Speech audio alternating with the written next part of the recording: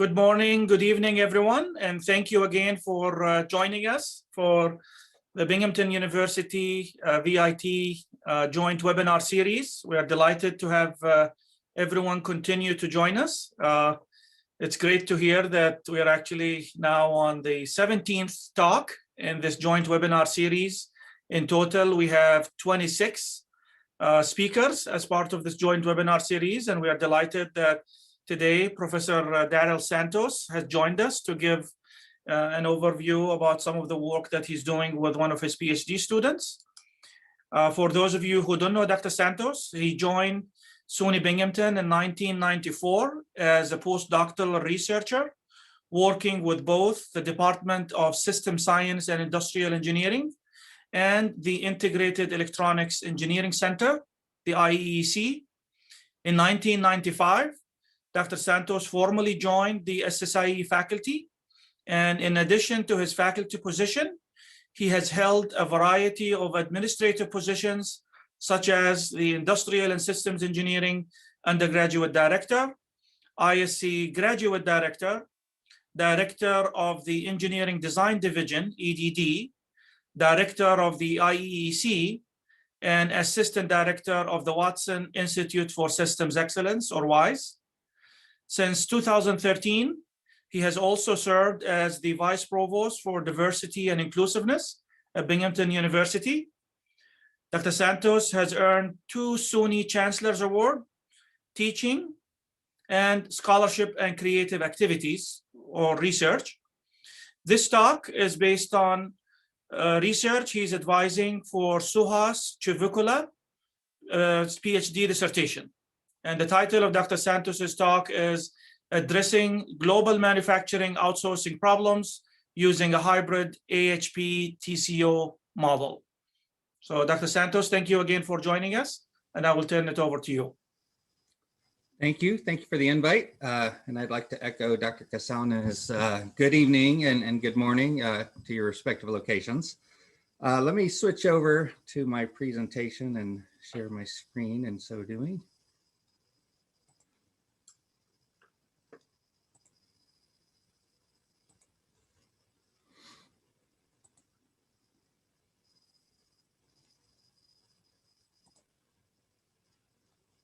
Okay, can everyone see that?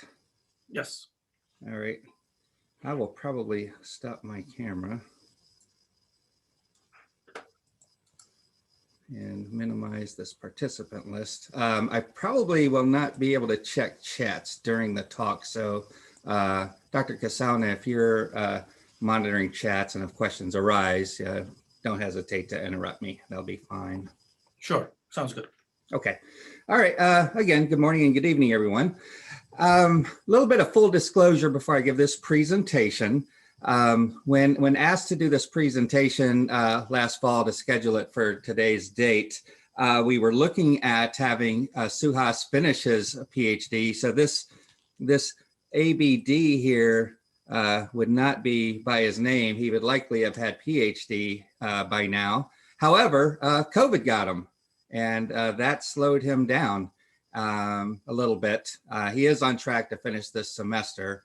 So again, by the time we were given this presentation, probably he would have passed. I have high confidence that he would have passed. However, there may be some questions that arise today that would be good for me and some of his committee members to ask him. So really, I'm giving this presentation on his behalf. And with that, let's get right into it. So a typical agenda, talk a little bit about the introduction. Just FYI, there are many, many slides in this presentation, many more than we really have time to do in an hour. So I will be skipping over some of these slides. I'll be kind of landing on the ones that are a little more pertinent. So during the introduction, I'll talk about some of the issues with outsourcing and offshoring, and end up with the problem, statement, research statement, essentially.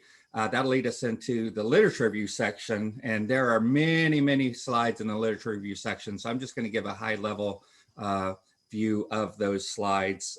Again, probably just talking about one or two key points among each of the slides. I'll hesitate and land on a few of them and provide a little bit more detail on some of them.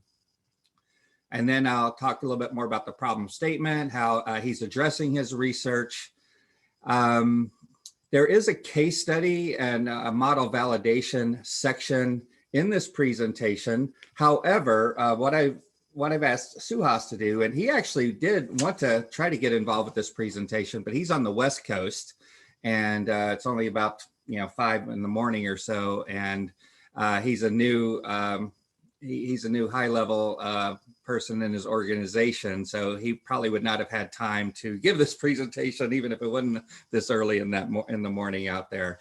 So, but what he has done is he has put together a video of his Excel-based tool that is this hybrid AHP/TCO model for outsourcing. That tool itself, that video, is a little shy of 30 minutes. And so what I've asked him to do, I told him we really wouldn't have enough time to show the entire video. So he sent me some sections of that video that he would like me to focus on. So what I'll do is I'll skip through some of that video as I go along it, and then end up with a discussion of some of the future research possibilities. But to Suhas, it may be current research things he might need to consider, for his PhD if the questions are, pertinent enough that he needs to answer. So with that, let's get into the intro. Okay, outsourcing, as we know, has been around for quite a while. The major players are the customers, the suppliers, and the project or process that we're dealing with. Outsourcing will enable companies to focus more on their core competencies. And if done right, it could be a cost reduction kind of effort. But we know for some of us has worked in this area, it's not always a cost reduction manifestation, and which is one of the risks of outsourcing and offshoring. Now, of course, outsourcing and offshoring are two different definitions. When we're talking about outsourcing, typically that refers to an organization that contracts work out to a third party. Offshoring typically, moves work into a different country. The title of this presentation is really on outsourcing. However, mostly it involves, the consideration of offshoring, products. So here's just a kind of a classification of some outsourcing efforts as based upon location, depth of work, and nature of the work to be done. So location-based, consideration could be, on-site or off-site. So off-site, could be onshore, could be nearshore, or offshoring. The level of depth for the outsourcing effort could be individual, functional, or competency of the projects.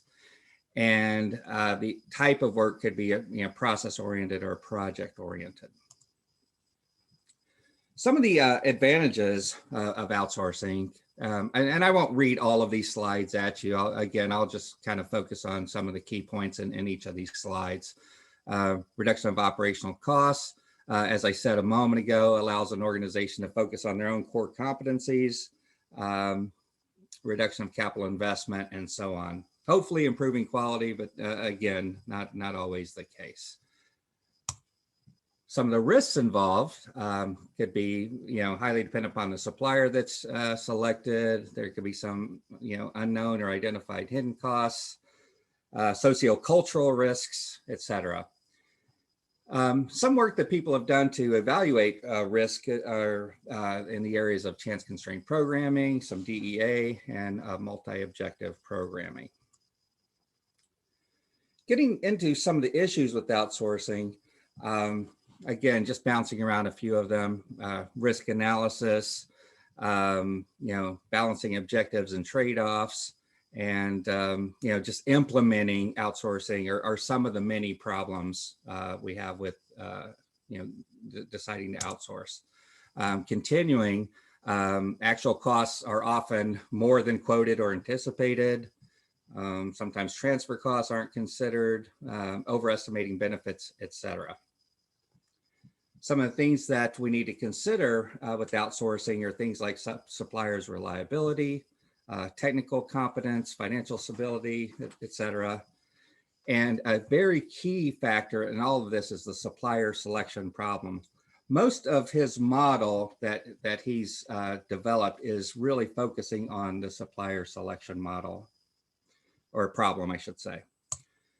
So different folks have looked at different ways to select suppliers, looking at it as multi-objective optimization problems, various pricing models, weighted objective models, etc. So now, what is Suhas's research objective?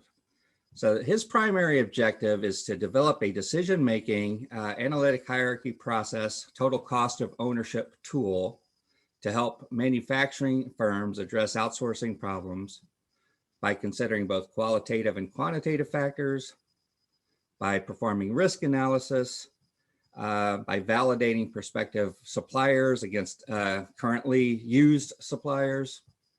And a nice thing about this tool is it's very adaptable. This tool lets firms accommodate qualitative factors specific to them. So in other words, it could be highly modified, easily modified to different companies or organizations that want to use this tool. That's his research objective. Okay, as I said during my introduction, there's many slides that are in this literature review section, and I'm not going to cover all of them in detail. An overview of what's covered in his literature review is various outsourcing concepts and strategies, various mathematical models that have been used by researchers, and to repeat some of the points in the introduction, some of the drawbacks and risks, advantages, and disadvantages of outsourcing.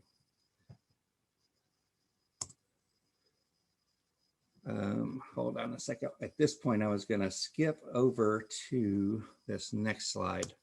I'm skipping over to this next slide because, as we'll see in his model in a moment, there are going to be three areas that it's going to be focused upon. There's going to be the pre-outsourcing stage, and I do apologize. This is a very, very wordy eye chart, and there's a couple more of them in this presentation. So I won't, try to dwell on these, and I won't read these at you, but I'll again kind of pick out some of the key points in some of these more wordy slides. But with the pre-outsourcing stage, outsourcing stage, and post-outsourcing stage, you'll see later in this presentation that his model is going to focus on, or his tool is going to be focusing on these three different stages. So in the pre-outsourcing stage, there's, as with these others, there are financial and non-financials, metrics and considerations. So in the pre-outsourcing stage, I'll list one or two financial areas, return on asset, return on sales as some examples. For the non-financial areas, market uncertainty, quality, reliability. In the outsourcing stage, some of the financial considerations are profitability, supplier-related costs, cost reduction. In the non-financial areas, we might be looking at IT infrastructure, service performance, inventory turns. Now, you might say, well, some of this, does relate to financial, like inventory turns and so on, but I guess these are, some of these that are in the non-financial area are not as strongly tied to finances as, say, cost, profitability, et cetera. And in the post-outsourcing stage, some of the financial considerations, cost efficiency, adaptation costs, productivity, as some examples of non-financial, post-outsourcing, again, looking at reliability, looking at quality, and risk. Dr. Santos? Yes, sir. Yes, if you don't mind, there is a question in the chat, and I'm not sure if the answer will be that you will be discussing that later, but Noah is asking about the pre-outsourcing stage. How does he do the research for that? the pre-outsourcing stage? Okay.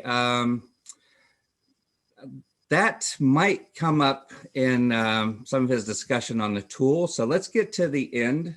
Okay. And if that doesn't address the question, then I'll make an attempt to do that. And then also for questions that I'm unable to answer today, I will certainly reach out to Suhas for those points, and we can do a summary of those responses and send to this group later. Okay.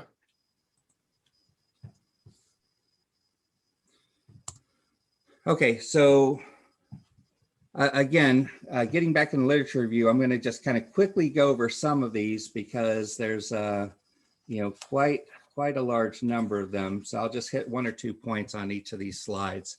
So some of the factors affecting the various outcomes: supplier's reliability, financial stability,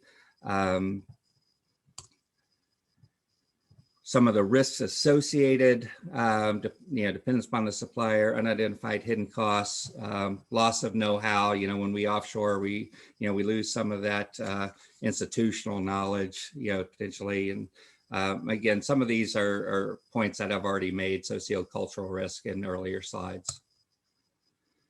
I'm going to skip over this one. Okay, so in the supplier selection process, again, a variety of models have been looked at. Multi-criteria tools and techniques have been looked at, but however, even though it's a multi-criteria problem, a lot of these models that have been studied in the past have overly simplified problems to boil it down to a single criteria. When there are a variety of criteria, a lot of different models have looked at equal weighting of the criteria, and we know that that's often, unrealistic, and that's why, a tool like analytic hierarchy process, which will allow the decision maker to, do pairwise comparisons of the different criteria to be studied, and, based upon their assessment of the value of these different criteria, will allow, a better, reflection of the weights of the criteria under study. Some models have, kind of kept out qualitative factors and only focus on quantitative factors. So that's a problem. But again, for those of us who have dealt with AHP before, we know that that's the nice function of AHP, or nice attribute of the analytic hierarchy process, and that it allows us to not only look at decision-making problems with quantitative factors, but to also include qualitative factors. And then MCDMs, multi-criteria decision models, have also been, studied in the past.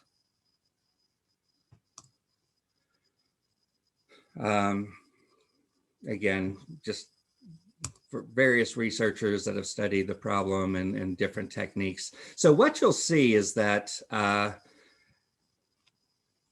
to boil it all down, there have been a lot of different approaches, a lot of different models.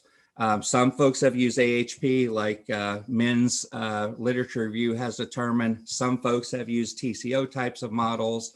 Some folks have used other kinds of multi-criteria decision-making models, but no one has blended AHP and TCO like Suhas is attempting to do as part of his dissertation. And that's the key point.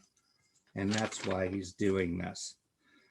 So again, a host of other, kind of models. Well, let me land on this one, because TCO model is an important part of Suhas's tool. So in total cost of ownership, the bottom line is that, we're looking at, life cycle costs. We're looking at cradle to grave. We're not just looking at initial, purchase price, for example. We're looking at, quality related factors that can be blended in, reliability based factors that can be blended in, et cetera. And you'll see when we get to, Suhas's demonstration of the tool in the video that we'll be using, that, a whole host of different criteria can be considered. There's been multi-attribute utility models that are brought in. multi-objective programming, as I've already said, and the AHP. Now, many of us, as I said before, are probably familiar with the AHP, but since this is a key part of this tool, I'll talk a little bit more about it for those of you who might not be as familiar with the analytic hierarchy process. So the AHP is used in a multi-factor decision-making environment. A key point is that it allows, qualitative considerations to be brought into play, or qualitative types of factors, along with quantitative.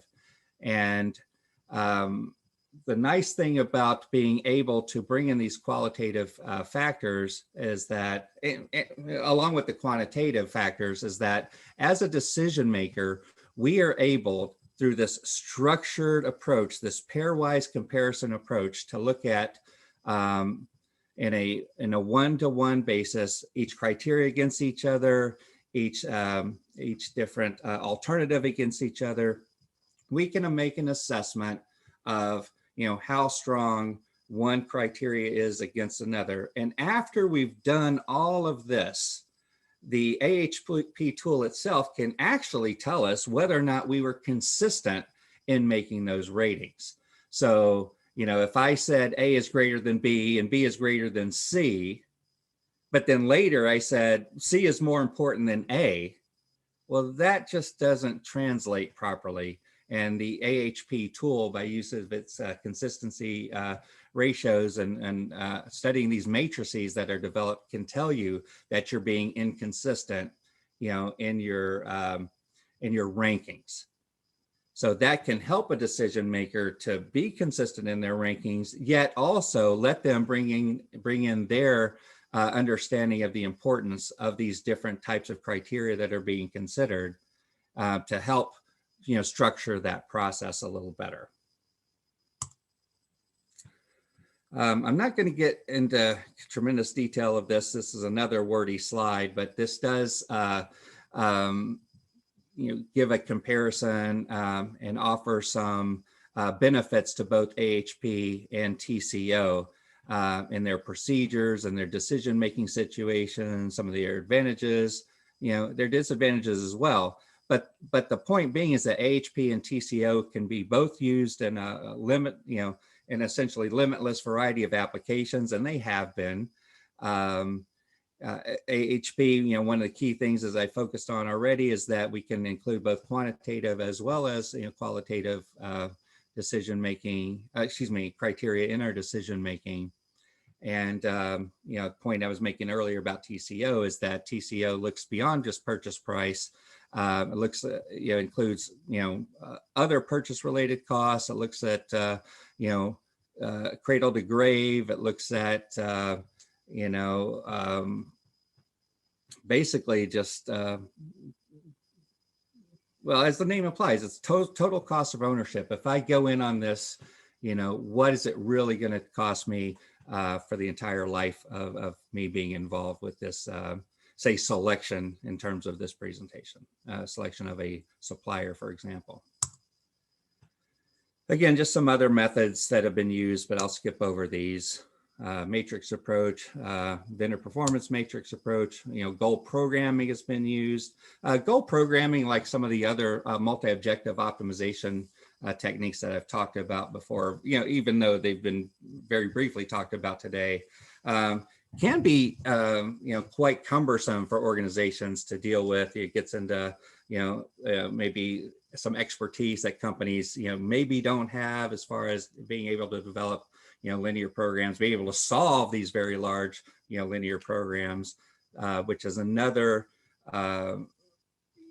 benefit, so to speak, of Suhas's tool, is that while it, allows a variety of qualitative and quantitative criteria to be included, it looks like at a total cost of ownership approach. It does so in a way that a variety of companies can utilize very easily, or will do so, I should say, as opposed to some of these other more elaborate mathematical / optimization types of techniques that have been studied and utilized in the research for these types of problems. if I was to summarize, or if he was to summarize, some of the broad swaths of literature related to supplier selection, I mentioned 1970s, but late 60s. For most of that time, from say the 60s to about the early 2000s, most of the tools and models have been focused on quantitative types of techniques. And then the host of the methods that I've talked about before. I didn't really talk about artificial intelligence, but AI models have also been looked at, principal component analysis. But from the early 2000s onwards, there's been a shift more to look at bringing more, that should say quantitative and qualitative as well. Qualitative here and qualitative, so we need to correct that. AHP, linear programming, modifications of those, voting, AHP, fuzzy extended AHP, and others. And this is based upon a paper that was published in 2008, but basically, even though some advances in different models have been brought about, basically the key point here is that it's fairly recent in the grand scheme of thing in which tools, decision-making tools for these types of problems have included both quantitative and qualitative factors. Okay, Suhas's tool that he is developing is obviously a hybrid model that allows supplier selection. Here are some other examples of some hybrid models. Again, I'll just read these kind of quickly. So there's one that's combine an incremental quality discount approach with simulated annealing. There's been one that has combined AHP with simulated annealing. There's been a stochastic mixed integer programming models. And again, like I talked about with LPs, integer programming models are even more tricky to solve because of the introduction of integer variables, as those of us that we're familiar with. Again, a variety of hybrid models, and I won't read these all at you because I still want to have time to show his presentation, his video. Again, a whole suite of them. But again, there hasn't been a tool that he's found that has combined AHP with TCO and has allowed the flexibility for the decision maker that he's allowing, as we will see in this video that I'll get to coming up. We already talked about AHP. That's somebody else's work. Yeah, let me skip to his problem statement. He has done a lot of literature review, as we can see. All right, here is the problem statement. As we know, there are difficulties in the outsourcing process. Here are some of the bad news related to outsourcing. About a fifth of the projects seem to be terminated after a couple of years. Although this particular citation is about 10 years old, but I think we all still hear about horror stories about some horror stories about outsourcing and offshoring. Half of them have been terminated after 4 years. A quarter of them just said, we're not going to do outsourcing anymore, et cetera. And there's a lot of reasons for them. I'm going to skip over this one. I'm going to skip over this one. Okay. So what Suhas has done is develop a decision-making tool to help industry develop an optimal outsourcing strategy with a focus on the supplier selection problem. As I've already noted, as is noted in the title of this presentation, it's a hybrid model that combines AHP with the TCO approach.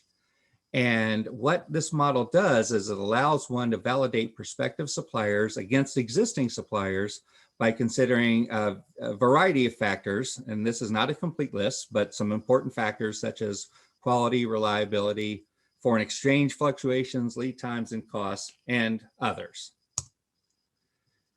As I said earlier, there's a three-phase methodology. To Noah's question, there's a pre-outsourcing phase, there's an outsourcing phase, and a post-outsourcing phase.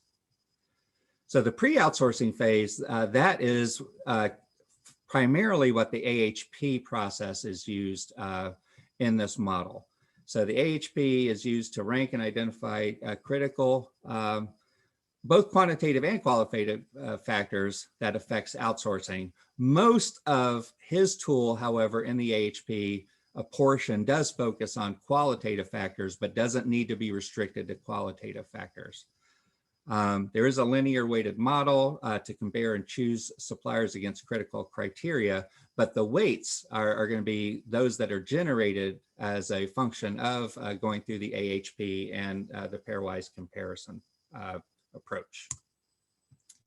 The TCO portion is the portion that focuses on the outsourcing part of the decision.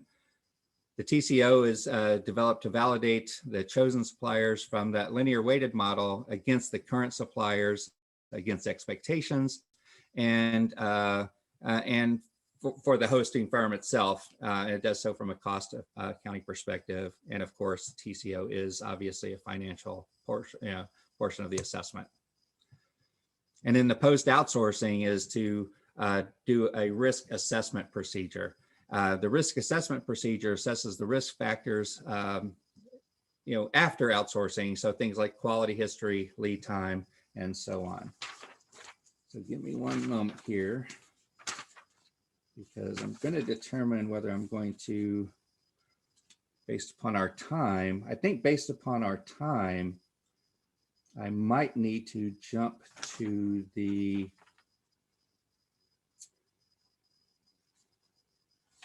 I'm going to jump down several slides just so we can, make sure we have time to get to a lot of this is probably, for those of us familiar with AHP, background upon the technique that we already know. I will pause on this slide for a moment. So there are a variety of factors that can be considered in the supplier selection process. I talked about some of them already, but here's a list of, up to 23 or so that have been used in supplier selection. And again, any of these can be selected by the user of the tool. This is really just about how AHP works. I'm going to skip over that. I will pause on this. So in the TCO model, 7 major cost elements are considered in that phase. Operating costs, supplier assistance costs, transportation, miscellaneous, support costs, overhead, and working capital. Those can be broken down into this matrix. Again, very much of an eye chart. I will not go through this for sake of time and to also get to Suhas's video. This is obviously an eye chart based upon the costs, but if you, all of those 7 major categories of costs combined with that breakdown of that matrix I showed briefly on the previous slide, looks at all of these different cost elements in the financial assessment. And then in the risk assessment, again, the post decision portion, looking at things like lead time, quality, reliability, so on and so forth.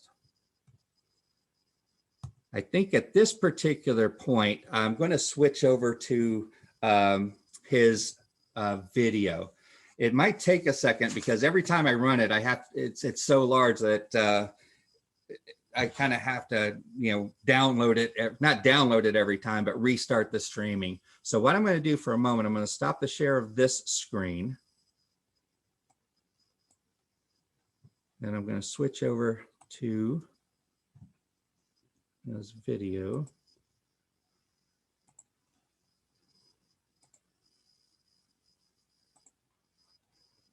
And then I'll reshare the screen once I get this one going. So give me a moment.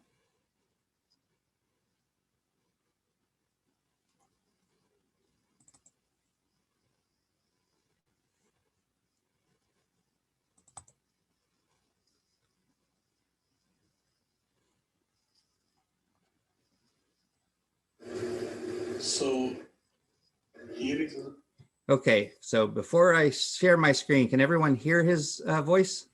Yes. Okay, great. So now let me see if I can reshare the screen now.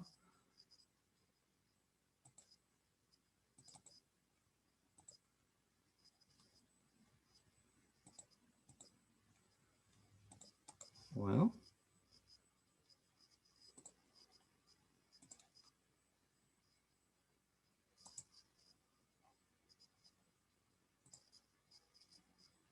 that's not it. Pardon me for a minute.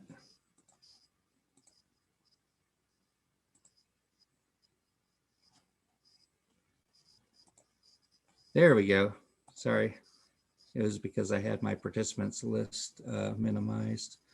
And I believe this is the screen I want to share. But now I want to show this. Okay, can you see the Excel sheet? Yes. Okay, sorry about that, everyone. Now, again, this presentation is probably going to take the bulk of the remaining time, but to try to skim a little bit of time, I'm going to skim over certain sections. So let me restart it. Excel version of the hybrid AHP-TCO tool. The first worksheet is a summary sheet where a user. And I do apologize for the size of the presentation. I cannot enlarge it. My apologies. Can enter values for variables like the number of suppliers, number of factors for Pairwise comparison matrix, and this part of analytical hierarchy process. And the third one is number of line items, which is the number of line items in bill of materials. These titles can be changed as required by the users, and these things will not affect any computation in the succeeding worksheets. Using this tool is a two-step process, which I will go in detail in the next few minutes.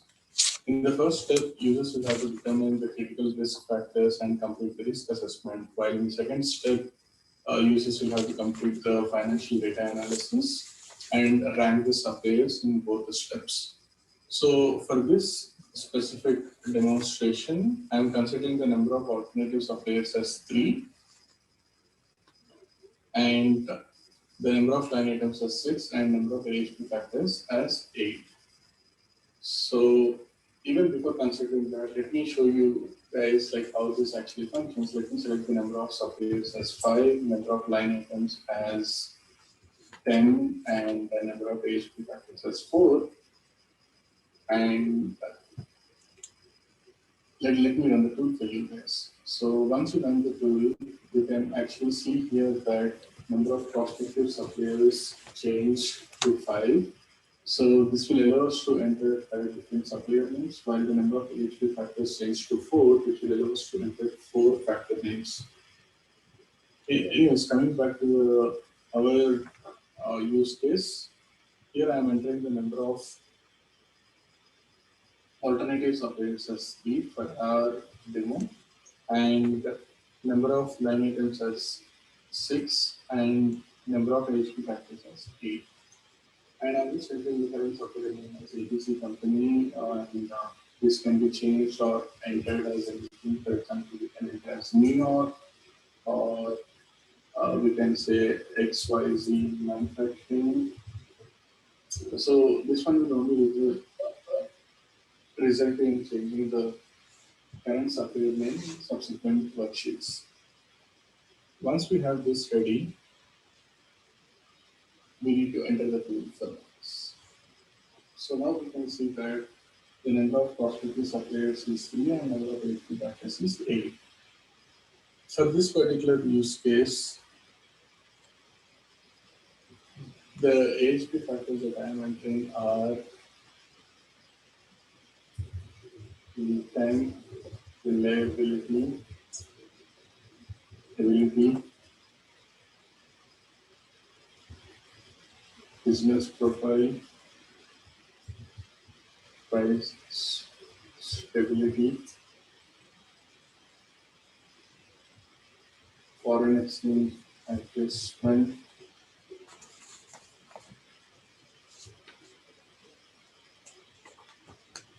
quality, changes. We can select more number of factors. So I already see myself an improvement for Suhas that I'm going to mention to him is to basically automate this, the fill of these selections into this, so the user will not have to retype that. And you can also see that Glenn has selected the same factors as in the box that you are seeing.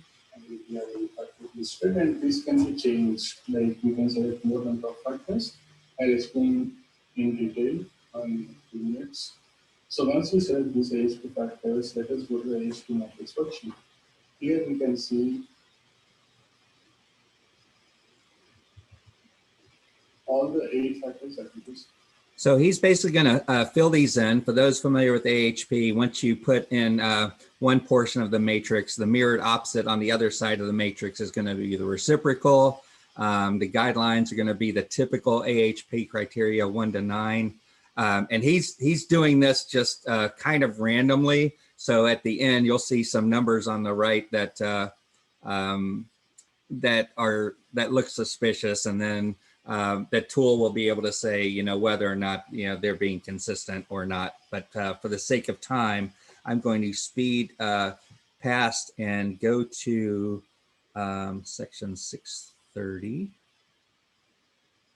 or minute point 630 approximately.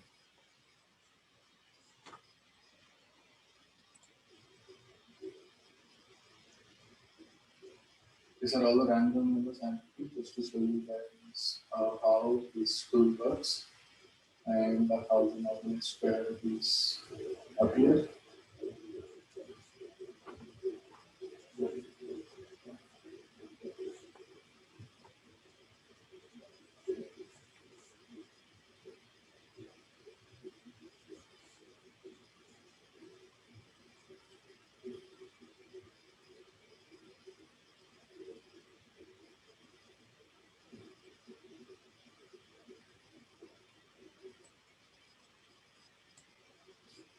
So now we can see the normalized numbers, normalized values, the normalized priorities for each of these factors. And once we have these factors, please save this work in the separate worksheet or the workbook, and also sort or rank each of the factors based on the values that are appearing in the column J here, which is an organized CW value. And for example, let us work on these eight factors. I'm selecting maybe 3 factors or 4 factors are very critical for a company. So let us say if I'm taking maybe 10 quality and reliability are the most critical factors to run my company that I'm working with. And I select the factors here, which is lead time, quality, and reliability. And one more thing, when you are inputting these AHP factors, since you do not know the end result, which AHP factors are going to be critical, what I do is in sheet 1, I enter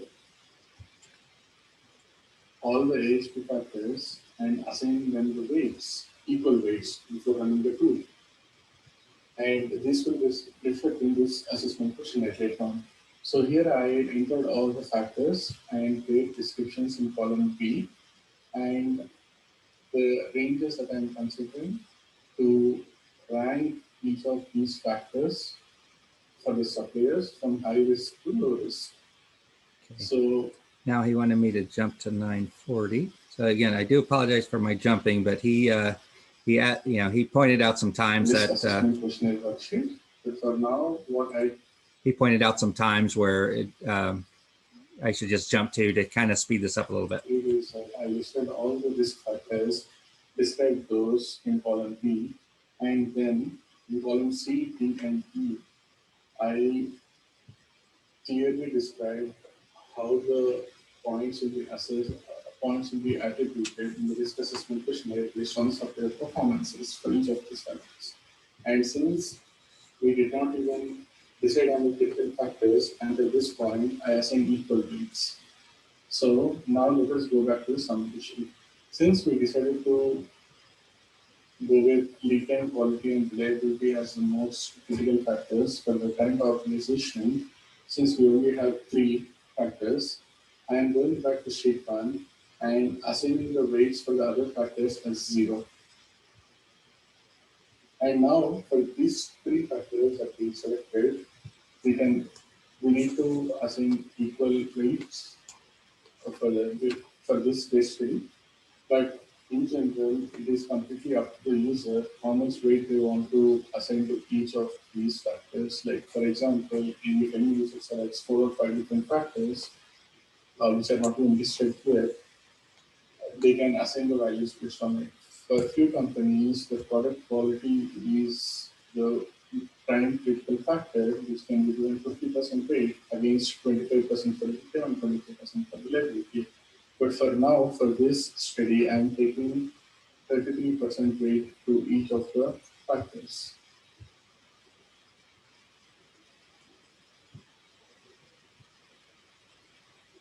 And once we select these, so please run the tool again.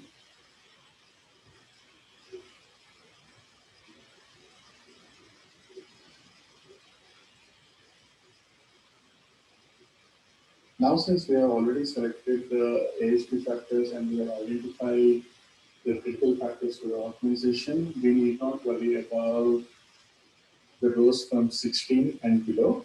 But let us enter the prospective supplier name, or you can leave it blank if you are confident of knowing if you're confident of knowing the columns without even naming the suppliers. So once we run this one,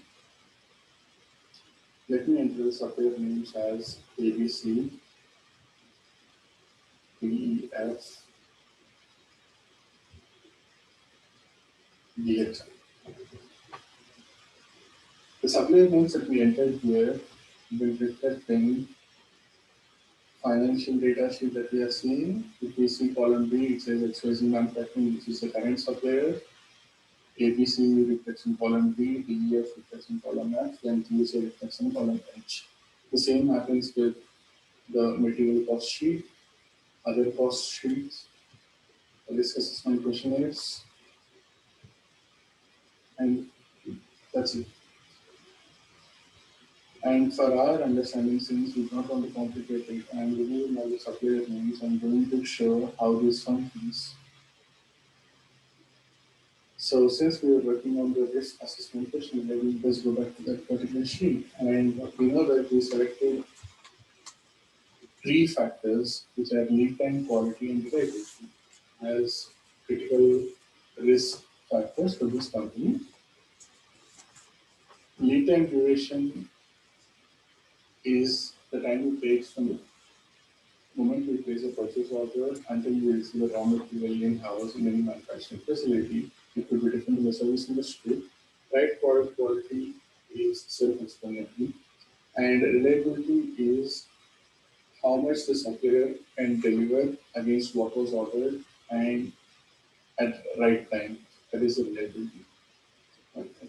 So this is where the user should work in tandem with all the stakeholders, or should use his expertise to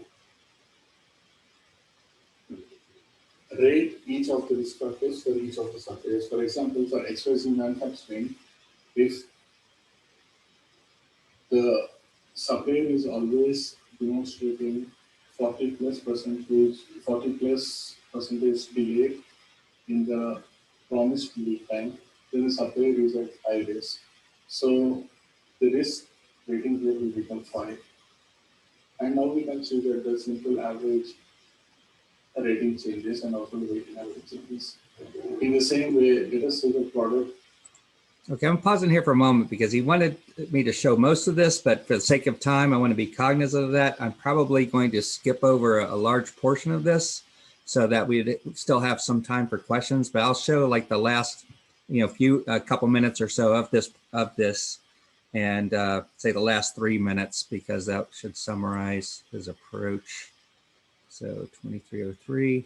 And then I have a few more slides in the presentation, and then we'll have time for questions.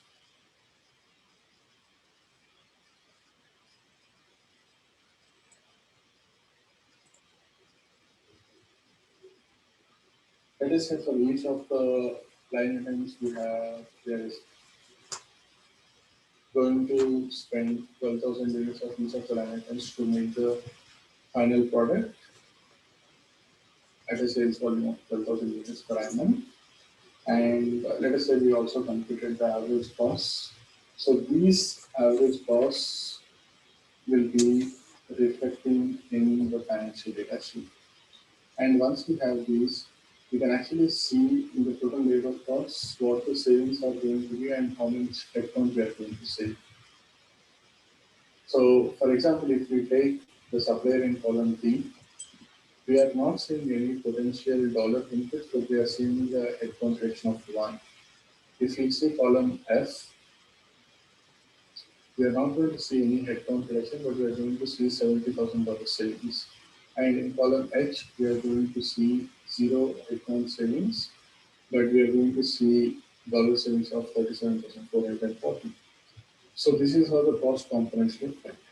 And when this happens, we can also see what the TCO percentage is for each of the components.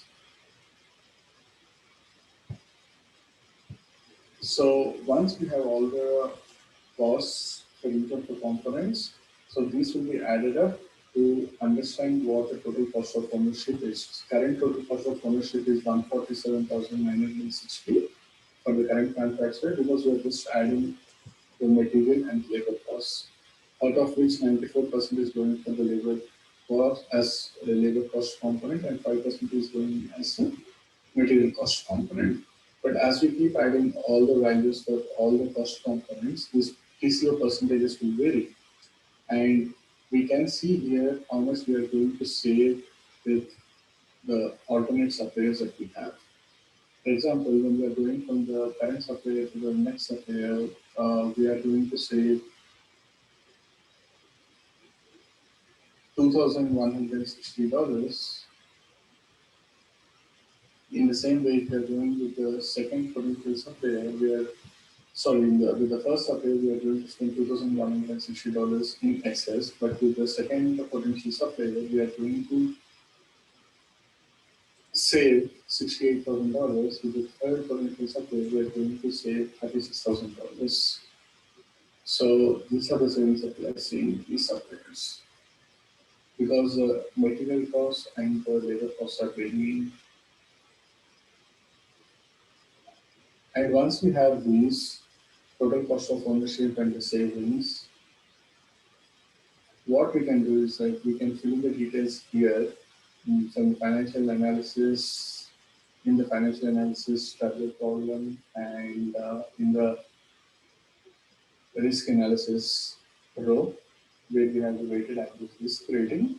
So the rankings will be automatically calculated, and we can see how each of the suppliers is ranking in terms of cost effectiveness and also the potential risk. And that will be up to the management or the user to make a decision with which supplier the user will be going or the company will be going.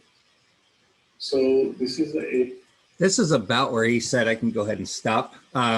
So what I'm going to do now is, if I can again figure out how to do this.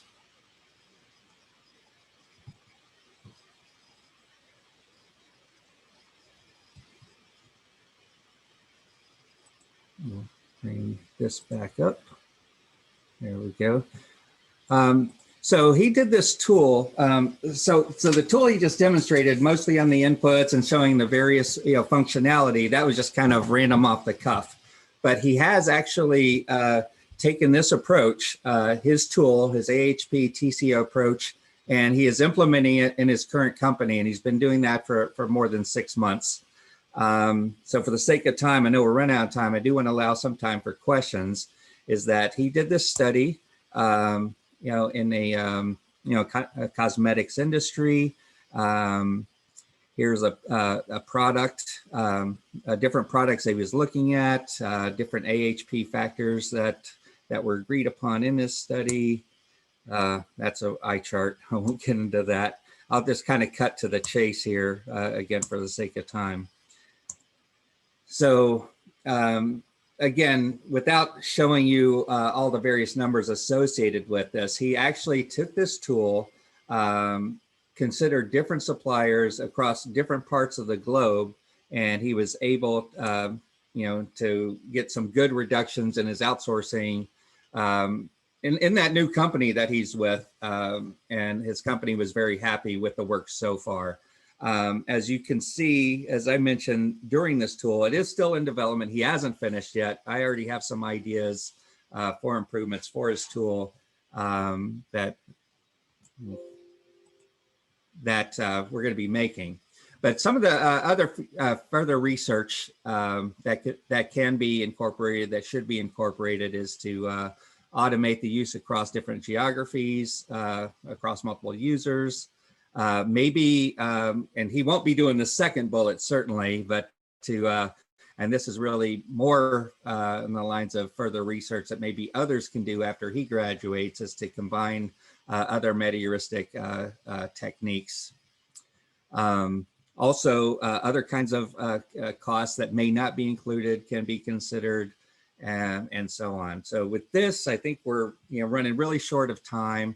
I'll go ahead and stop here, but for questions. But I think to just kind of go back to Noah's question, essentially most of his literature review was the research, one could argue, on the research that he did for the pre-outsourcing decision.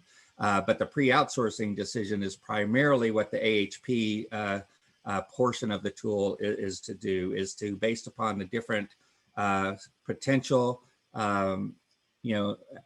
outsourcing selections to be made, is to compare those different potential outsourcing locations across the different major criteria that are considered important in the selection process. So that would be the research for the pre-outsourcing. But with that, I know we're short on time, but I'll be happy to answer questions at this point. Thank you very much, Dr. Santos, for your presentation. This is definitely a very interesting topic, and I think it's a good methodology. I think just the AHP alone is a good introduction to our folks here, for them to be aware of this methodology and how it can be used to select from a set of various options. I just did a quick check while you were presenting about various applications for, in addition to, of course, outsourcing related topic, but for material selection, for construction material, design, materials for additive manufacturing, and many more. So our folks who are working on experimental research, those who are struggling to choose between different materials, different parameters, different things, I think this AHP methodology can serve as a good tool to help them use. Oh, AHP is a tremendous tool. Yes. As you also know, we have research. We have fellow colleagues who are using it to select different robots for their labs, and we've used it in the past to select equipment for surface mount assembly lines because of the flexibility of the AHP tool. Yeah, absolutely. And I had some of my students actually who are doing machine learning type of work, who are using different algorithms, and they were trying to compare these algorithms using different performance measures. And one was doing better in one area and worse in another area. And they were struggling to select the best algorithm that can be recommended for a particular application. And then fairly quickly we said, oh, let's look into AHP. So yeah, that's absolutely a great recommendation for our folks here. Yeah. So now we can open it up for questions. And Dr. Santos, I see a question in the chat from Noah. Noah is asking, in risk assessment of predicted difficulties versus terminated projects, I have listed some possible problems, that could be part of goal programming approach / cost of ownership approach. One is traffic and taxes, especially in the US and target country, including in hidden costs. Some countries, if not China, would have surprise bribes for whatever reason. I've heard cases. Another factor is competition, intellectual property, supplier or manufacturer making local deals without knowledge of the company, and so on and so forth. So I guess this is more or less a comment as opposed to a question about some of the other problems or factors that can be considered in goal programming. Yeah, no, that's a good point, Noah. And yeah, goal programming, I think it's a great tool. Even though I briefly touched upon it because there was so much literature review to cover, it sounds similar to an approach that another researcher did. And to your latest question, I see further down in the chat box, probably after he defends, he would be willing to share his slides. So we might have to wait till that point in time for sharing the slides, if that's okay. Okay. Yeah, and again, during the video, I kind of talked over some of the points on it, but yeah, I certainly see some improvements that I'm going to be recommending him to do. Like, there's no need for folks to re-enter data that's already in the screen, so he can automate, some of those fill-in options.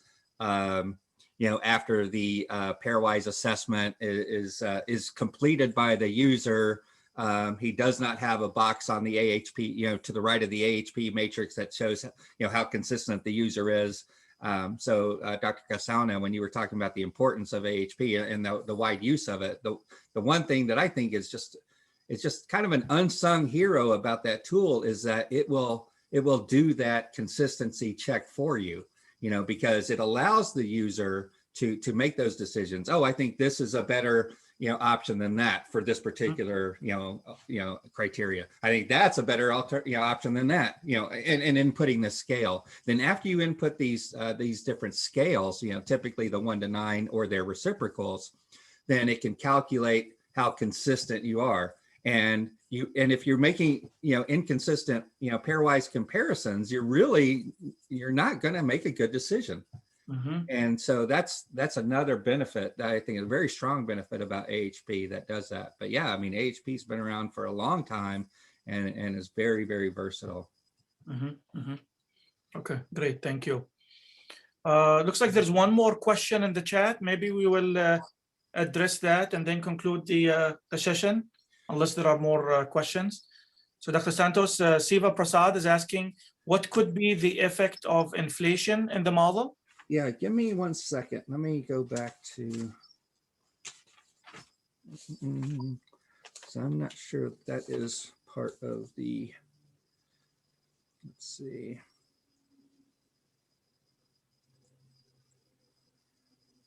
I'm just going over the various costs.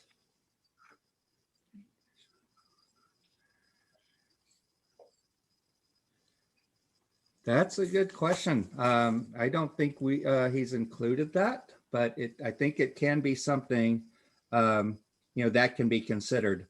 So, and I think I will make that suggestion to him. So that's a very good question, Siva, because some countries that you're that are in consideration, or some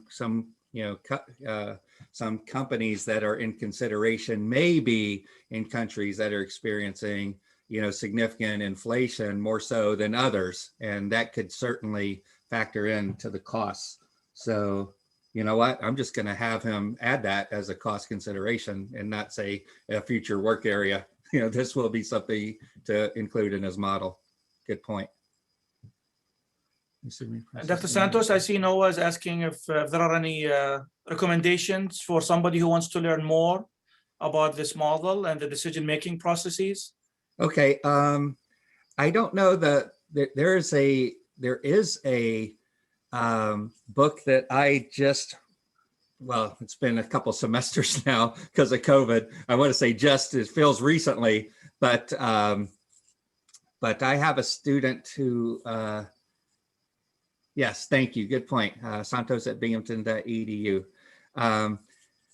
If you know Samar, Noah, Samar has a very good reference on a whole host of different tools. I don't know the reference off the top of my head. I will email it to you if you don't know Samar, but I will make a note of myself to myself for this book. Again, I don't know the citation off the top of my head, but it's a very, it's almost like a compendium of different types of decision-making tools, which is kind of what you're asking about. And I will make a note of myself to get that reference from her and send to you. Reference to Noah. Okay, I have made such a note. Thank you. You're welcome. Santos? Yep. A quick question. So some of these factors that are in consideration that would definitely, that are not quantitative, but would mostly be qualitative, right? There could be a lot of ambiguities and uncertainties with these models, right? So how does the model take into consideration those fuzziness and the qualitative factors? Yes, good question. Most of the qualitative factors are again in the AHP portion of the tool. The total cost of ownership portion is almost entirely financial. Not all, could the TCO portion bring in some qualitative? Perhaps, but for the most part, it's the AHP portion, the pre-outsourcing decision of his tool that considers the qualitative factors. So for the qualitative factors, again, I'll just kind of reiterate a point I've already been making about the, what AHP allows us to do. So on qualitative factors, I might make a decision, let's suppose to keep things simple, I'm looking at 3 different kind of factors, qualitative factors. And on one qualitative factor, I might say, this is of a certain importance, compared to this one, and it's of a different importance compared to another one. And then when I look at the other one, I say, well, this is of a certain importance compared to this one and that one. And when I look at, but you don't have to do it in their entirety, because as you go along this, type of pairwise comparison, the matrix, you only have to fill out half of it, because the other half is filled out with reciprocals. Again, for those of us that are familiar with the AHP. But at the end of it, after we make these assessments on the relative, and that's what they are, they're relative importances of say one criteria to another. After you complete all this, the AHP will tell you whether or not you were consistent in your comparisons. And it's kind of that consistency value, that consistency index, that will give you that warm fuzzy of whether your decision-making process in doing these pairwise comparisons was consistent.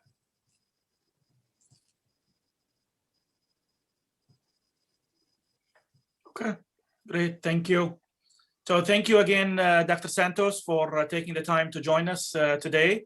We definitely appreciate your contributions and introducing the AHP and TSO to our colleagues and its various applications, specifically in this particular case in outsourcing.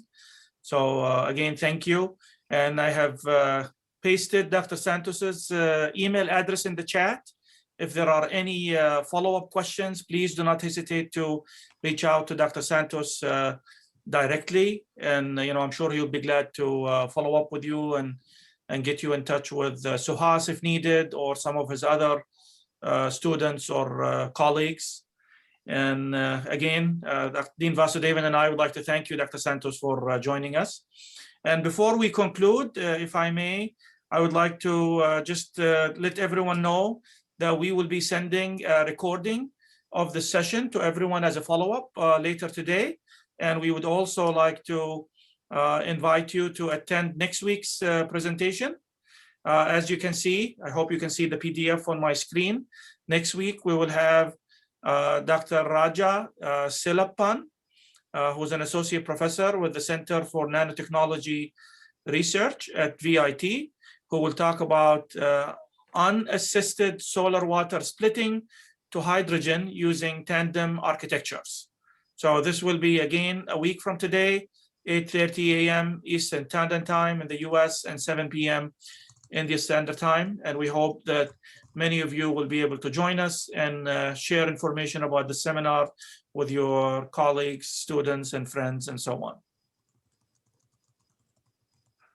Dr. Santos, did you want to say something before we conclude? Yeah. Yes, Well, please. thanks to everyone. I just chatted that to everyone, but I was going to respond to Noah's question. She added one more question. And I think, Noah, that question that you asked is specific to one of the citations that's not part of Suhas's work. So I would probably, maybe I'll just, ask Suhas to send you that reference. So if you can email me that question again, and then I'll forward it to Suhas for a response. But I think it's someone else's research that he did not include in his model. Okay. I was just wondering because I'm really curious about GNNs. Right. Yeah. Yeah, and that may or may not also be in that compendium. And I'll also, like I said, reach out to Samar Al-Ihi, who has that reference that I would point in your direction, and I'll get that complete citation and email that to you as well. Okay. Thanks so much. You're welcome. Thanks Okay. again, everybody. Great. Thank you very much, Thank you, Professor everyone. Santos. Thank you so much. And thank you very much, Professor Muhammad. Thank you so much. Thank you. Thank you, Dean Vasudevan. Thank you. See you, yeah. Everyone for joining us.